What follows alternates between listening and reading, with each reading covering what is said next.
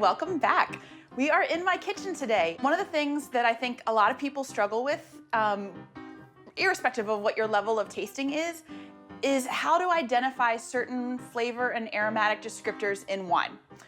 And certainly someone can tell you, you can read it in a book, you can look it up, and our ability to describe wine depends very much on our own personal experience. So if you have never tasted something, how in the world would you ever be able to pick out that descriptor in wine? The good news is there are some ways to improve your ability to describe wine. Now, this might seem like a little bit of a funny tip that I'm going to share, but I straight up did this myself. And the inspiration for this tip was a wine, an Austrian white wine called Gruner Veltliner. Gruner Veltliner is delicious, and it's the #1 white grape in Austria. It makes these delicious wines that are typically dry and medium bodied. They have elevated acidity, but they have a very distinctive flavor and aromatic profile. They have a very delicate kind of greenness. Gruner actually means green. It's not an aggressive vegetal or herbaceous characteristic, but this like delicate herbaceousness.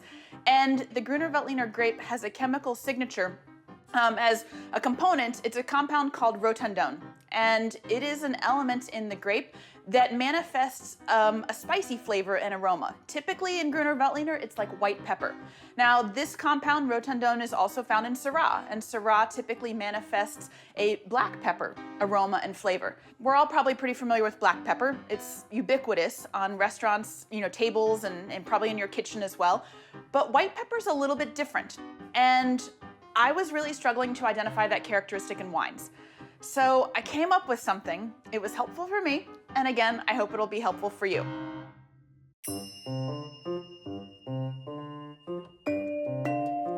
I think that when we're trying to isolate these specific flavors and aromas, we need to take them kind of in a static snapshot, because if you're cooking with all of these different herbs or spices, you're gonna get all of those flavors of every ingredient in whatever you're cooking.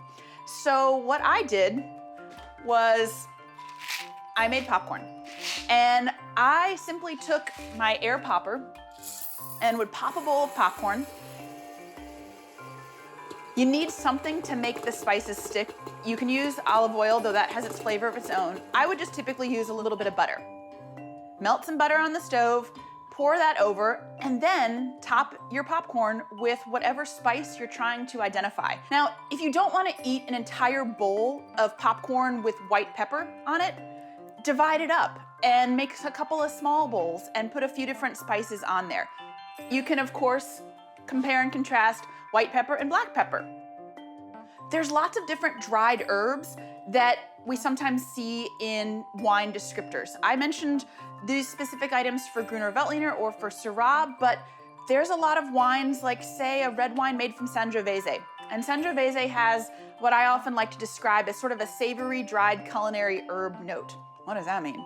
Well, for me, that means maybe a little bit of bay, maybe a little bit of chervil, maybe a little bit of dried rosemary or rub sage.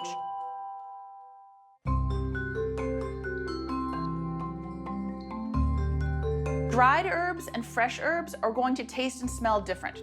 Now, I happen to have a garden in my backyard, and I've got a little herb garden there, and so it might be worth your time, all you need is a windowsill and some pots and some dirt, but it might be worth your time growing a little rosemary, growing a little thyme, growing a little bit of chervil or parsley, and comparing that to the fresh to the dried to get kind of a characteristic descriptor. And this will broaden your vocabulary.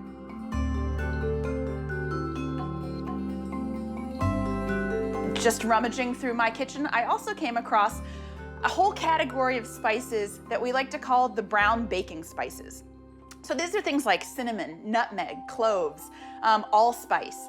And when you taste or smell characteristics of these spices in a wine, it's usually indicative of aging in typically new French oak.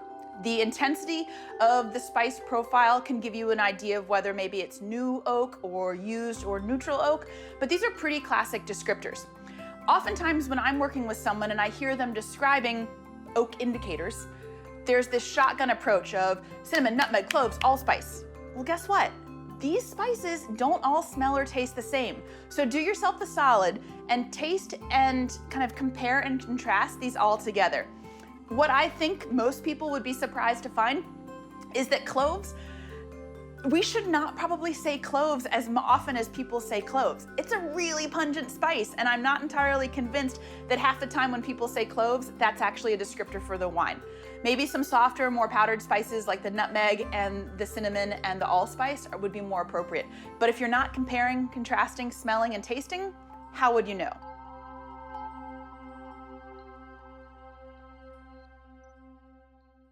My final tip or bit of advice for this sort of popcorn taste test would be you really need to pop your own popcorn.